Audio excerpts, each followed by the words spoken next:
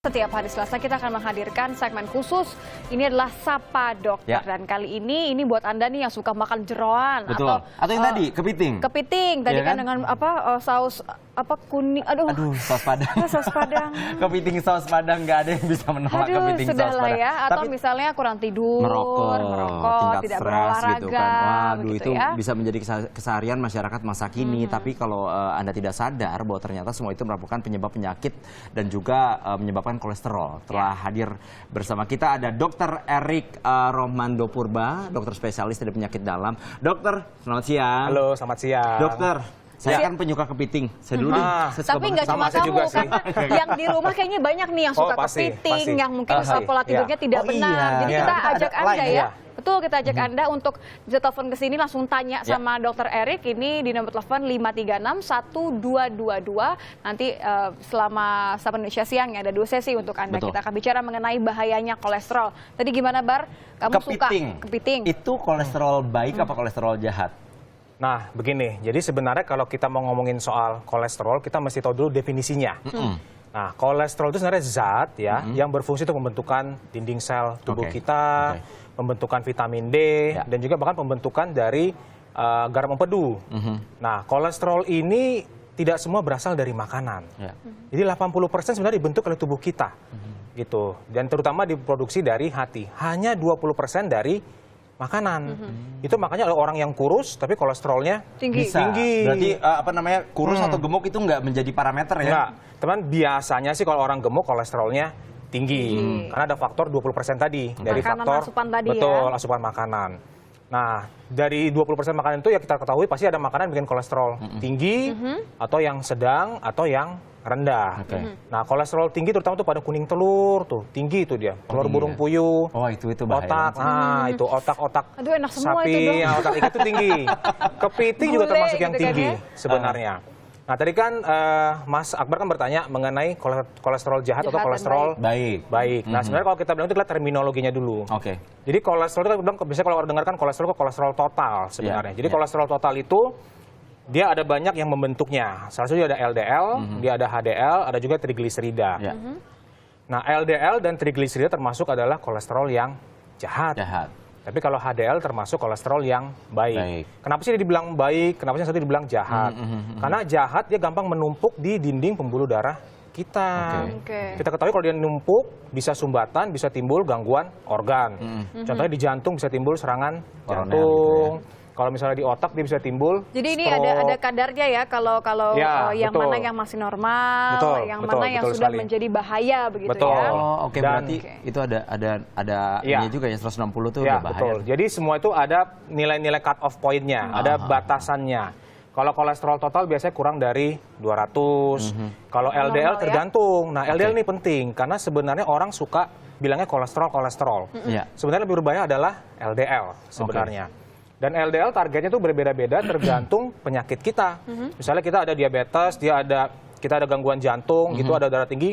LDL lebih rendah lebih baik. Kita bilang lower is better. Gitu. Cuman kalau misalnya hanya satu faktor risiko atau malah nggak ada faktor risiko sebagai contoh, kita nggak usah buru-buru. Gitu. Jadi kita bisa lifestyle dulu, gaya hidup. Contohnya tadi kepitingnya dikurangin, mungkin lebih banyak makan serat seperti itu. Tapi jangan lupa olahraga juga penting. Itu penting. Itu yang penting salah satunya. Kita suka lupa. Olahraganya itu dong sambil makan keringetan kan. Itu boleh. Habis itu minum soda lagi ya. Langsung naik lagi. Ini yang ada di depan kita, ini adalah minyaknya. Ini apa? Ya, ini minyak ya. Oke, minyak. Jadi ini percobaan apa yang kita lakukan hari ini, Dok? Ya, jadi sebenarnya begini. Ini kalian lihat tabung ya bentuknya ya. Jadi tabung ini bagaikan kalau kita lihat kayak dinding pembuluh darah kita. Gitu. Ini ada dindingnya, ada isinya. Cuma ini kan air. Nah, ingat aja dalam pembuluh darah kita isinya adalah darah. Komponen darah banyak sekali. Ada plasma, ada sel darah merah. Salah satunya adalah kolesterol. Gitu. Nah, ini dinding, ini kolesterol. Nah, bagaimana bisa si lemak itu menempel di dinding pembuluh darah kita? Sebagai contoh ini misalnya kita ambil sebagai dari sini aja Dok, supaya nggak membelakangi, kita bantu. Jadi ini contohnya kolesterolnya ya. Ini saya tuang. Yang kita tahu minyak sama air dia tidak menyatu ya. Bersatu. Gitu. Maaf, saya taruh sini saja. Boleh. Saya aduk. Ini sebagai penggambaran, jadi bagaimana kolesterol itu berada dalam pembuluh darah kita gitu ya. Gitu. Lalu bagaimana dia bisa gampang menempel di dinding pembuluh darah kita. Karena itu yang penting. Kalau dia tidak menempel, ya dia akan jalan terus kan. Jadi resiko sumbatan itu jadinya lebih kecil. Lebih kecil.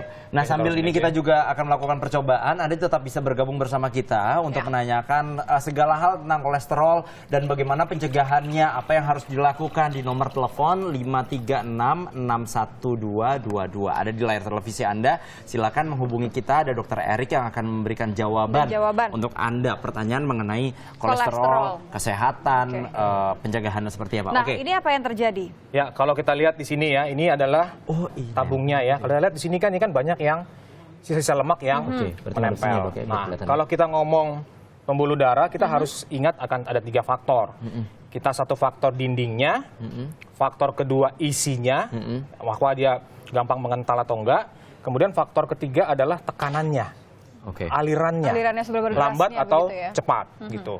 Nah, kita ketahui ada faktor-faktor ini. Jadi kalau misalnya di isinya itu kolesterolnya tinggi, ya, karena nggak semua orang kolesterol tinggi bisa bikin gangguan di pembuluh darah juga.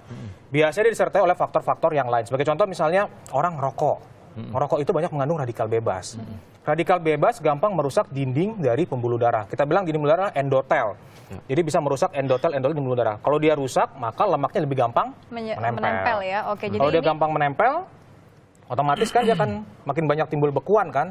Bekuan makin banyak, dia akan makin menyumbat, bisa risiko gangguan organ.